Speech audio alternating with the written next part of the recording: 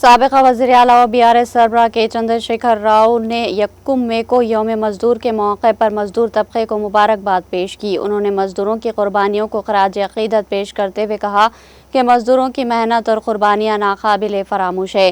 KCR نے کہا کہ میڈے کے جذبے سے متاثر ہو کر اس وقت کی BRS حکومت نے ریاست میں مزدوروں کے حقوق کے تحفظ کے لیے جو اقدامات کیے ان سے مزدوروں کی زندگی میں تحفظ کا احساس پیدا ہوا۔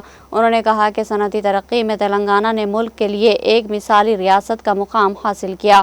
انہوں نے کہا کہ نئی صنعتی پالیسیوں کو نافذ کرتے ہوئے ہم نے عالمی سرمایہ کاری کو اپنی جانب راغب کیا اور لاکھوں بے روزگار نوجوانوں کو روزگار کے موقع فراہم کیے۔